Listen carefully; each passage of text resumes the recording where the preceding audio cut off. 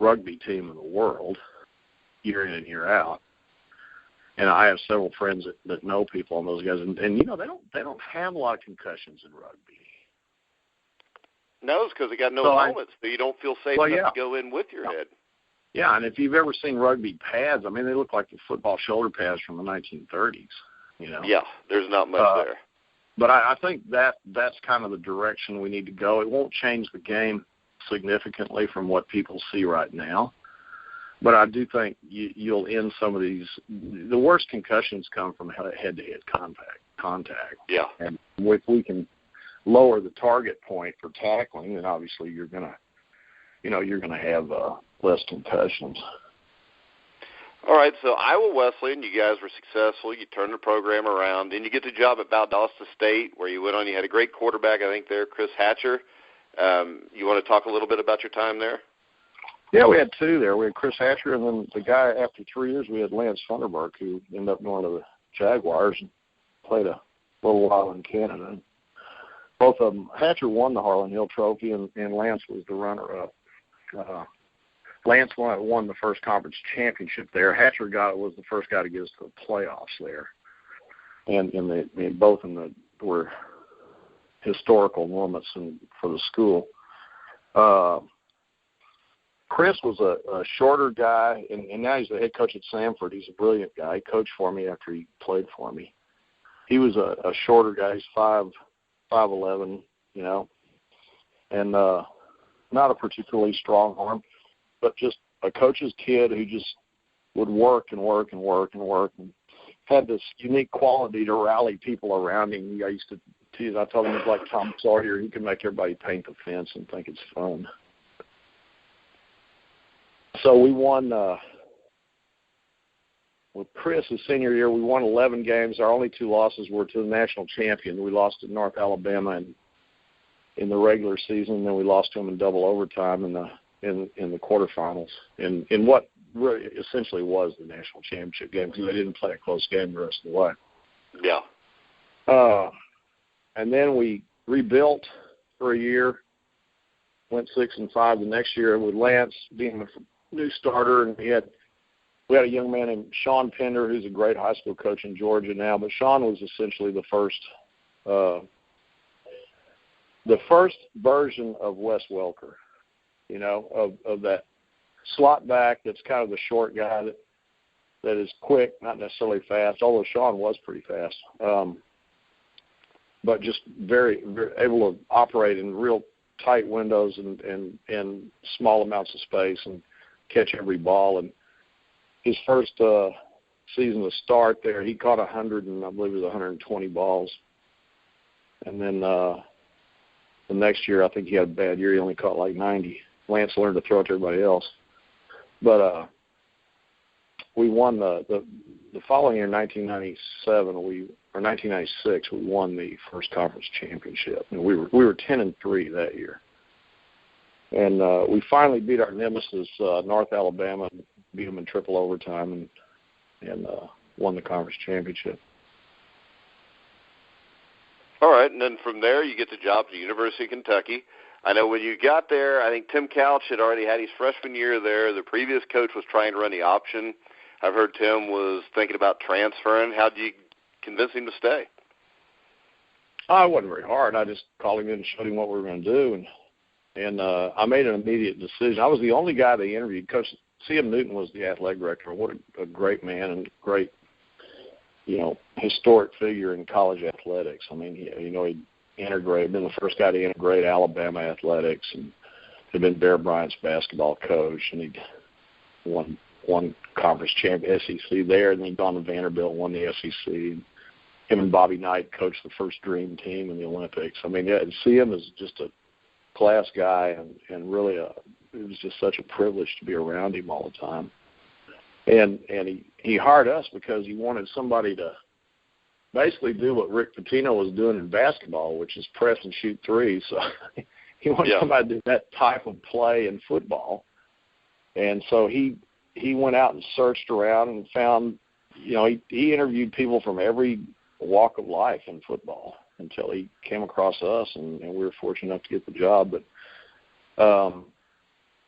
in the interview process, they had two quarterbacks, both from Kentucky. They had Billy Jack Haskins, who was from Western Kentucky, and a great option, just a gritty player, that I'd actually known Billy Jack's dad and had recruited his school when I was at Iowa Western and knew about Billy Jack. He was a decent thrower, but he was more of kind of like the Bill Curry quarterback you would think he'd be, Yeah.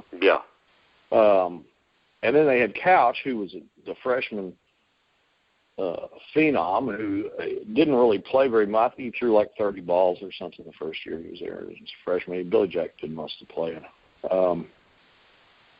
But the two, when you look at what we did on offense, I mean, they told me about the situations. And we had one's from Western Kentucky, one's from Eastern Kentucky, so you got kind of a split state and all this. And you get this quarterback controversy. One of them has one skill set and the other one has the other skill set. And so their question was, who do you think would be your quarterback? And Sam told me later on, I was the only guy that he interviewed that told him Couch would be the quarterback. Everybody else equivocated and said things like, we'll have a contest and all that. Well, maybe I had an advantage because I already knew about both of them and had seen them play in high school. But to me, it wasn't even close.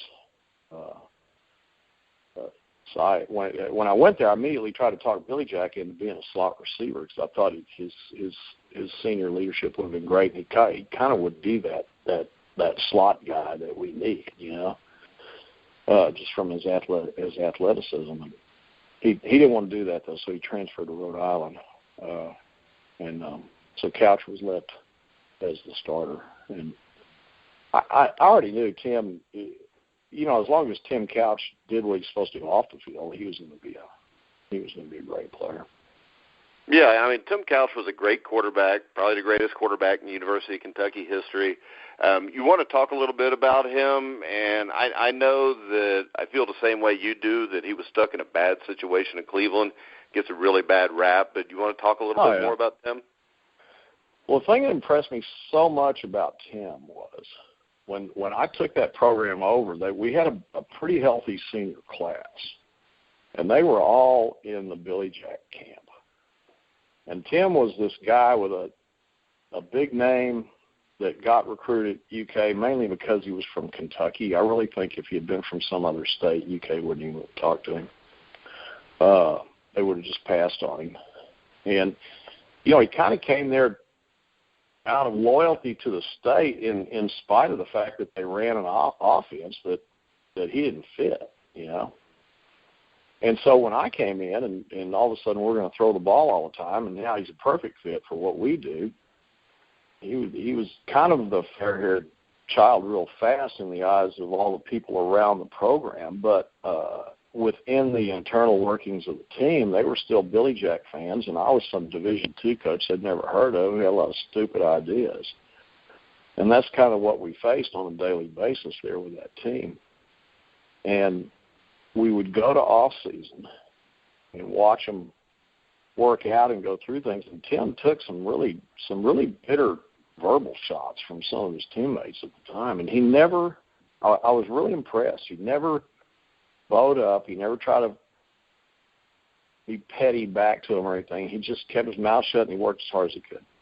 In fact, I told him that going to the locker room one day. I appreciated the way he's handling all that because I'd watch it, And players are. I mean, they can subtly do some things that are pretty pointed if they don't like you.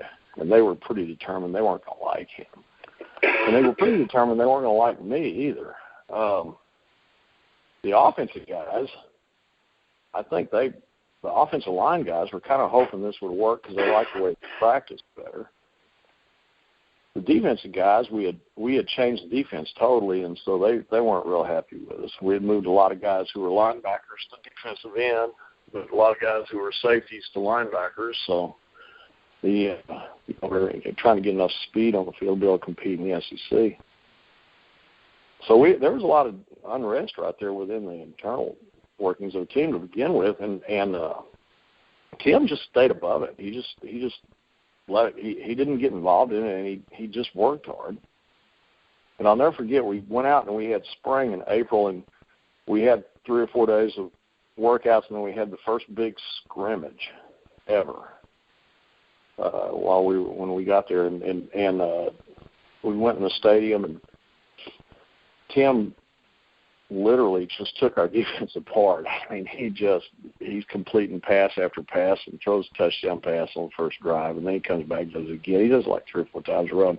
I looked over, and you could kind of see him, particularly the offensive guys, starting to rally around him a little bit. All of a sudden, maybe this will work, but they still – we went through that whole spring, and we finished the spring, and we went all the way through 2 days and still kind of had all these doubts. And we had, going into the first game with Louisville, they hadn't beaten Louisville in several years. And Louisville had a good team back. I don't think they were ranked in top 20, but they were kind of getting mentioned, And I think going into that first game, there was maybe 3 or 4 people that thought we were going to win, and Tim Couch was one of them. I was one of them, and Mike Leach was one of them. I'm not sure there was a lot of others. And we get out there, and Tim throws 3 touchdown passes in the first quarter. It's 21-0 in the first quarter, and all of a sudden you could just see it on the sidelines. Oh, this will work. And this guy can play, And so I really have always admired Tim for the way he handled that situation when I first got there. And because he didn't, he just stayed quiet, and he stayed above the fray, and he just let his play do the talking, and it all worked out. Yeah, and you guys were really successful there. You beat Alabama for the first time since, like 1922 or something. You go to a New Year's Day bowl game. Well, go ahead. It was 75 years on the Alabama deal. They hadn't beat them. They tore the biggest thing. They tore the goalpost down in Commonwealth. That was really a great experience to see that. It was the first overtime game in the history of the SEC. Yeah, and in Kentucky, they're used to just cutting nets down. They're not used to tearing goalposts down.